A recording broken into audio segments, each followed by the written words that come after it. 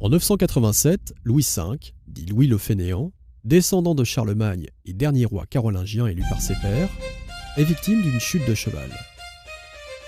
Cette chute provoque de nouvelles élections et engendre une nouvelle dynastie.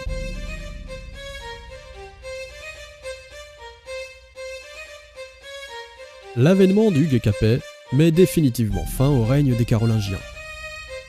Cependant, ce jeu d'élection dirigé par les grands seigneurs féodaux confirme que ces derniers sont bien les véritables détenteurs du pouvoir. Ils font et défont les rois.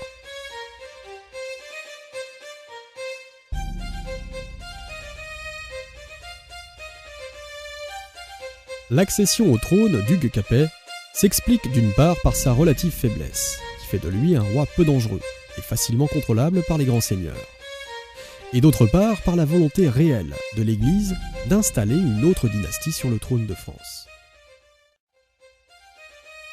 Élu et sacré roi, reconnu par les siens et par Dieu, Hugues Capet reste un seigneur faible face à la puissance des princes du royaume. Les possessions réelles du roi sont minimes. Le domaine royal, ici en bleu, est une infime partie du royaume. La majorité des fiefs est aux mains des grands seigneurs, les princes du royaume. Conscient de ses faiblesses, Hugues Capet fait sacrer roi son fils, Robert le Pieux. Le sacre du fils par le père contourne ainsi l'élection royale et protège la famille régnante en cas de succession. On passe d'une royauté élective à une royauté héréditaire.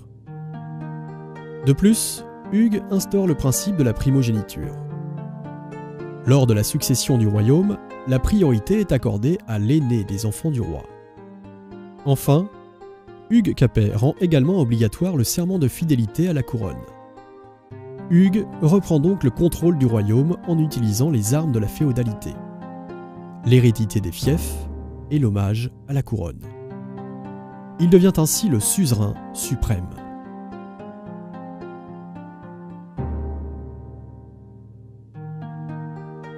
Ainsi, d'année en année, les Capétiens se réapproprient le royaume. Philippe II, dit Philippe Auguste, descendant d'Hugues Capet, est le premier à se nommer roi de France. Avec lui, l'autorité royale se diffuse à travers tout le royaume. D'abord, Philippe contrôle les finances du royaume, en se réappropriant les taxes locales seigneuriales. Ainsi, il renforce le trésor de l'État. Ensuite, il centralise le pouvoir. Paris devient la capitale administrative. Puis il organise une justice itinérante, en nommant les premiers baillis qui sont de véritables fonctionnaires d'État, choisis parmi les magistrats et la petite noblesse. Ils représentent l'autorité royale dans tout le royaume et savent se faire respecter des seigneurs turbulents. Ainsi, par un subtil jeu de diplomatie, il réussit à retourner en sa faveur une grande partie de la noblesse et à les diriger contre un ennemi unique, l'Angleterre, qui possède une forte zone d'influence sur le territoire français. Grâce à ces manœuvres, Philippe II assure sa politique d'extension du domaine royal et fait la guerre aux Plantagenets, et notamment à Jean sans Terre, alors vassal du roi de France auquel il confisque la Normandie, le Poitou et l'Anjou.